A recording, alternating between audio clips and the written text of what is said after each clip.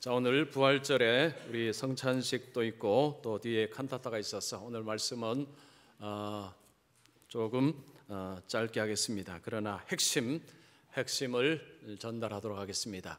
자, 부활은 있다라는 제목을 말씀드립니다. 여러분, 우리가 영화를 볼 때 어떤 영화를 봐야 되겠다 할 때 그 영화를 볼지 말지를 결정할 때 무엇을 보고 결정합니까? 예고편을 봅니다. 예고편.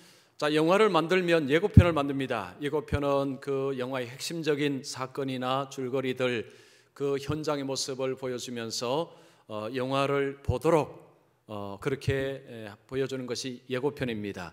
그래서 우리가 예고편을 보면서 영화의 모습을 생각을 하고 기대를 하듯이 우리 인생도 똑같습니다. 여러분, 성경은요, 우리 인생은 예수 믿는 자는 미래가 소망이 있다, 미래가 보장이 된다라는 표현을 합니다.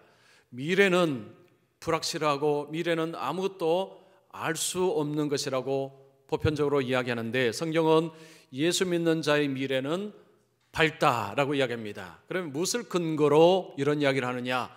예수님의 부활 사건입니다. 자, 예수님의 부활 사건은 예수님을 믿는 자에게는 미래가 확실하다, 미래가 밝다, 미래가 영광스럽다라는 것을 보여주는 예고편이라는 것입니다. 그래서 예수님의 부활 사건은 단지 예수님 혼자만의 부활 사건이 아니라 예수님 안에 있는 예수 믿는 모든 사람의 부활 사건, 그 사건이 바로 예수님의 부활 사건이라는 것입니다. 자, 그러면 예수님의 부활 사건이 모든 사람에게 미래가 보장되는 사건이냐? 그렇지는 않습니다. 반드시 믿는 자에게만 해당됩니다. 예수를 믿는 자에게, 예수님 안에 있는 자에게만 이 효과가 있습니다. 자, 그럼 예수님 안에 있는 사람은 무엇을 믿느냐? 두 가지를 확실히 믿습니다. 자, 설교 노트를 보시면요, 첫 번째, 부활은 역사적인 사건이다. 자, 예수 믿는 사람들은 부활은 역사적인 사건임을 믿습니다. 부활은 그냥 성경의 주장이 아닙니다. 부활은 그냥 믿으면 좋은 그런 이야기가 아닙니다. 부활은 역사적인 실제 사건입니다. 자, 부활이 역사적인 실제 사건이라고 말할 수 있는 근거가 뭐냐? 목격자가 있기 때문입니다. 여러분, 교통사고가 나면 아무도 보지 않을 때 현수막 붙어 있죠. 목격자를 찾습니다. 목격자는 사건 현장을 본 사람입니다. 경험한 사람입니다. 그 사람이 이야기를 들을 때 그 사건이 어떻게 일어났는지를 알 수가 있습니다. 예수님께서 부활하셨다라고 성경은 이야기하지만 목격자가 없으면 예수님의 부활이 실제로 일어났는지를 알 길이 없습니다. 성경은 그냥 예수님이 부활했다라고 이야기하는 것이 아닙니다. 성경은 목격자가 있다라고 이야기합니다. 목격자 몇 명이죠? 한 사람? 두 사람? 몇 명입니까? 여러분, 몇 명이에요?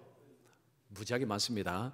자, 제자들, 여인들 500여 명의 형제까지 다 봤다고 했습니다. 그 숫자는요, 목격자로서는 어마어마한 숫자입니다. 그 말은 뭐냐면 확실하다는 이야기예요. 예수님의 부활은 역사적으로 진짜 일어났던 사건이라는 것을 말해주는 것이 바로 목격자의 수입니다. 자, 그러면 예수님의 제자들은 처음부터 예수님의 부활을 믿었느냐? 그렇지 않습니다. 그들도 못 믿었습니다. 자, 예수님께서는 십자가 죽으시기 전에 부활을 여러 번 반복해서 말씀하셨습니다. 마태복음 17장 9절 보십시오. 그들이 산에서 내려올 때 예수께서 명하여 이르시되 인자가 죽은 자 가운데서 살아나기 전에는 본 것을 아무에게도 이르지 말라 하시니, 예수님이 변화산상에서 변화된 모습을 보이셨습니다. 그리고 제자들에게 인자가 죽은 자 가운데서 살아나기 전에는 예수님께서 스스로 죽었다가 살아날 것임을 말씀하셨습니다. 이때 옆에서 그 함께한 제자가 베드로, 야고보, 요한입니다. 자, 예수님은 그러면 세 사람에게만 이 말씀하셨는가? 그렇지 않습니다. 예수님은 다른 제자들에게도 그리고 많은 사람들에게 이 말씀을 하셨습니다.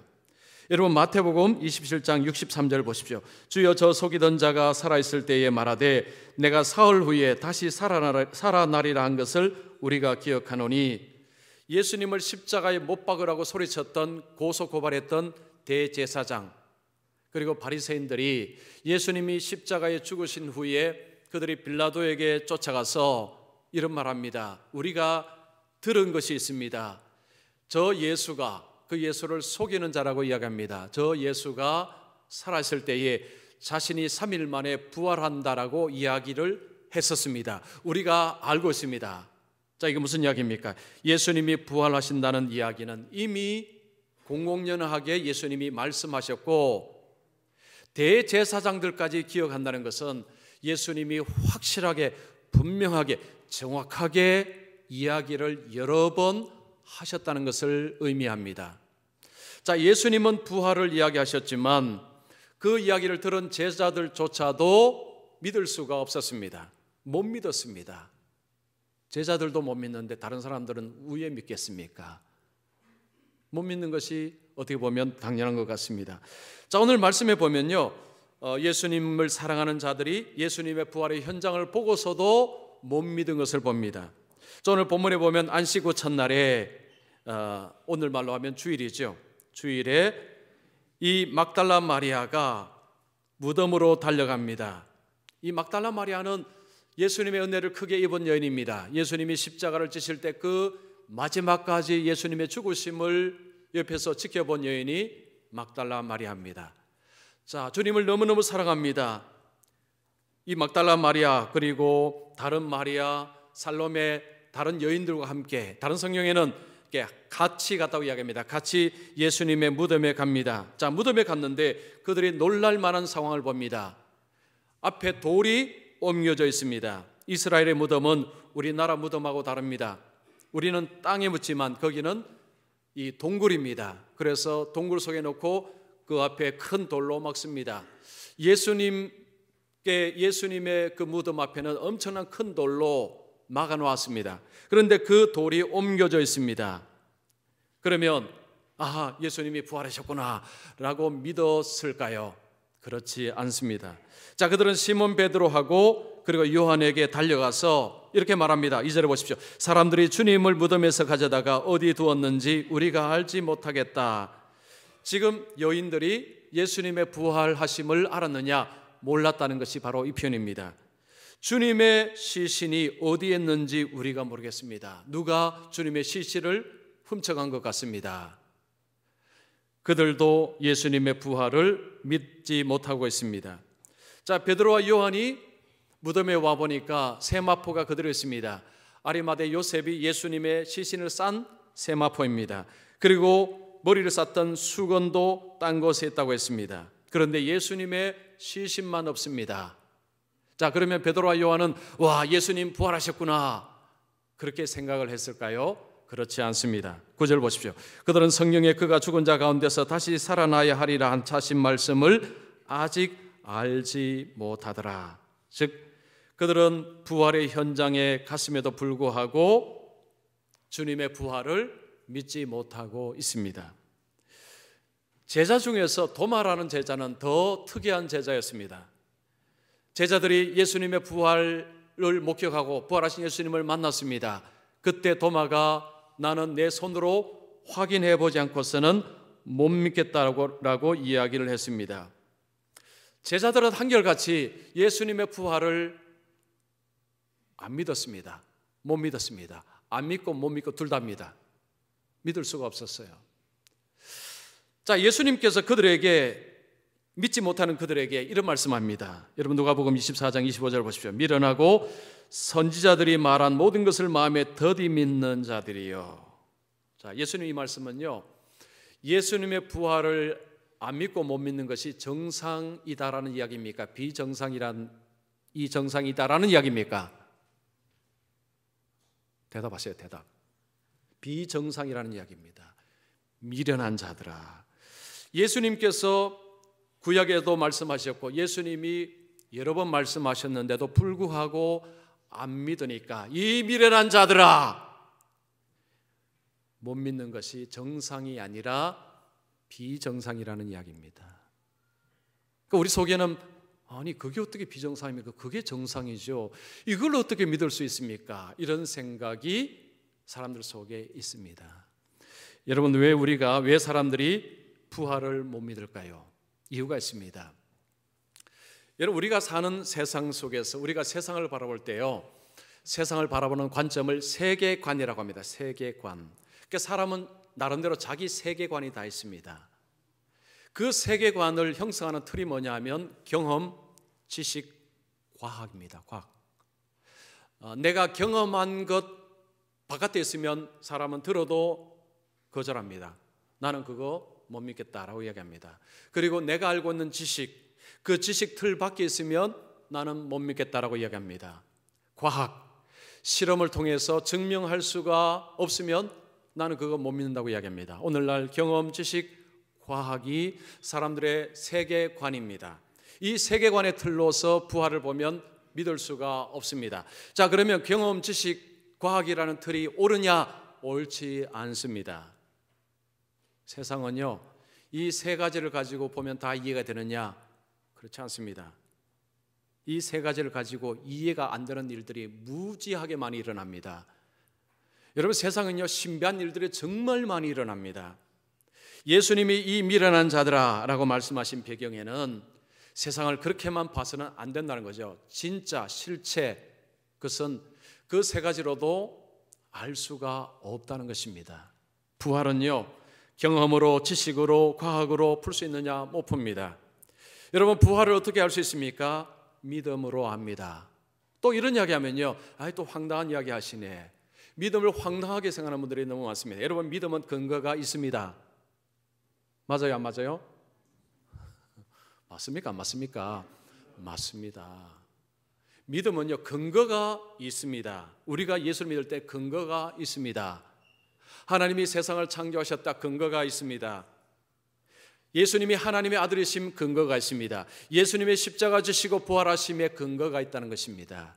세상에 수많은 사람들이 부인하다가 근거를 발견하고 주님 앞에 두 손 두 발 들었습니다. 주님, 제가 잘못했습니다.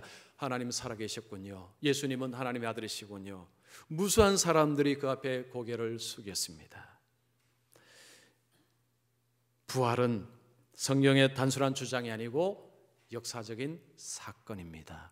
여러분, 부활은 역사적인 사건임을 믿을 때 이 믿음이 나의 미래를 밝히는 것입니다. 자, 두 번째, 부활이 없으면 구원은 없습니다. 여러분, 고린도전서 15장 16절 18절 보십시오. 만일 죽은 자가 다시 살아나는 일이 없으면 그리스도도 다시 살아나신 일이 없었을 터이요, 그리스도께서 다시 살아나신 것이 없으면 너의 믿음도 헛되고 너희가 여전히 죄 가운데 있을 것이요, 또한 그리스도 안에서 잠자는 자도 망하였으리니. 예수님께서 그냥 십자가에 죽으시고 푹 계셨다면 무슨 문제가 발생하느냐 하면, 예수님은 자기 죄로 죽으셨다. 죄의 삭은 사망입니다. 예수님이 다시 일어나지 않으셨다는 것은 죄 중에서 죽으셨다는 것을 이야기하는 것입니다. 그런데 예수님이 죽음에서 일어나심은 뭘 말하느냐? 예수님은 자기 죄로 죽지 않았다는 것을 보여주는 것입니다. 예수님은 자기 죄로 죽으신 분이 아니시구나. 예수님의 죽으심은 우리의 죄를 걸머지고 죽으셨습니다. 그런데 예수님은 의인이시기 때문에 하나님이 그를 살리셨습니다. 예수님이 다시 살아나셨다, 예수님이 부활하셨다라는 것은 뭘 의미하느냐? 내 죄가 용서함을 받았다, 나는 하나님 앞에 의롭게 됨을 받았다라는 것을 표현하는 것입니다. 로마서 4장 25절 보십시오. 예수는 우리의 범죄한 것 때문에 내 줌이 되고 또한 우리를 의롭다 하시기 위하여 살아나셨느니라. 우리의 믿음의 정조주는 뭐냐? 부활입니다. 예수님의 십자가 부활입니다. 예수님이 십자가에 죽으시고 부활하심으로 우리를 의롭게 하셨습니다. 자, 예수님의 죽으심, 부활, 이것은 내 죄를 걸머지고 죽으시고 그리고 내 죄를 해결하셨다, 이것을 표현하고 보여주는 사건입니다. 그래서 이 부활을 우리가 믿는다는 것은 내 죄가 용서함을 받았다. 죄가 많지만, 이 죄가 크지만 하나님께서 예수 안에서 내 죄를 씻으셨다, 내 죄를 해결하셨다 살아났다라는 것을 보여주는 사건이 부활입니다. 여러분, 다른 종교에 이런 이야기하는 종교가 있습니까? 없습니다. 없어요. 찾아보십시오. 이런 이야기하는 데는 기독교밖에 없습니다. 성경밖에 없습니다. 예수님의 부활 사건은 내 죄를 깨끗하게 맑게 해결하셨다라는 것을 보여주는 근거요 증거입니다. 그래서 우리가 부활을 믿는다는 것은요, 나의 죄가 해결이 되고 하나님 앞에 의롭다함을 받을 뿐만 아니라 영원토록 부활의 몸으로 주님과 함께 산다는 것을 이야기하는 것입니다. 그래서 여러분, 이 부활을 믿는다는 것은 단지 뭐 이상한 사상 하나 가지는 것이 아닙니다. 이것은 영원한 삶, 그것도 부활의 삶, 그 삶을 믿는 것입니다. 여러분, 이거 믿어야 돼요. 이거 믿어야 됩니다. 이거 믿을 때, 이것이 내 것이 될 때 우리의 미래는 밝은 것입니다. 자, 오늘 예배드리는 우리 모든 분들은요, 이 주님의 부활, 그 부활을 가슴으로 온몸으로 받으시고 부활의 영광 가운데 참여하심으로 이제 앞으로 주님이 일으키실 그 부활에 동참하시며 그래서 영원토록 주님과 함께 평강을 누리시는 우리 모든 분들 되시기를 축원합니다. 기도하겠습니다.